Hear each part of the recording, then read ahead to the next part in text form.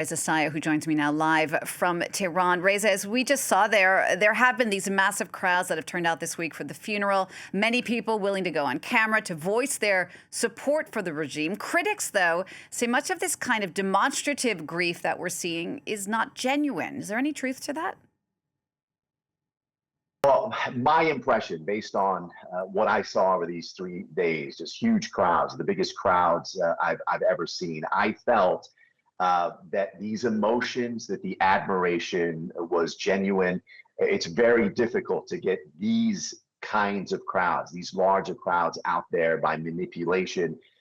My sense is that they had genuine admiration and love for the supreme leader.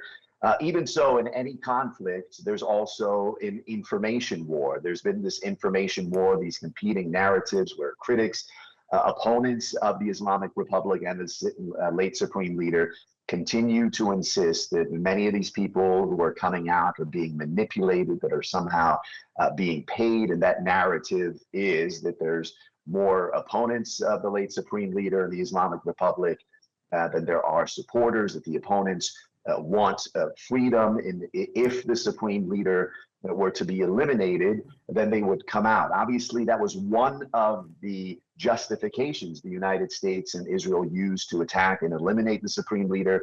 That scenario that they were hoping for, that the Iranians would pour out into the streets, take their freedom and celebrate, never happened.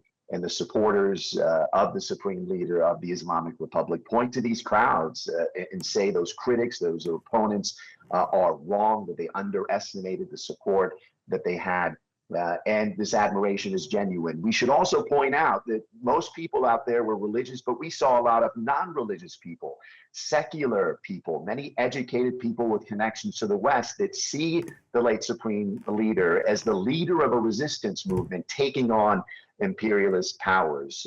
So you have that view as well, that admiration from that sector of the population that saw him as a force against imperialist powers like America.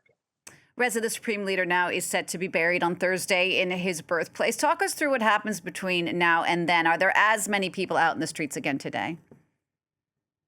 Yeah, I mean, every day you see more and more people coming out. It's a little before 4 p.m. local time. Organizers say the funeral procession today will end at 5 p.m. And that ends the Tehran portion of the ceremony. The coffins will then head to the holy city of Qom in Iran, then to Najaf and Karbala, holy cities in neighboring Iraq. And then you have the final burial service in Mashhad on Thursday.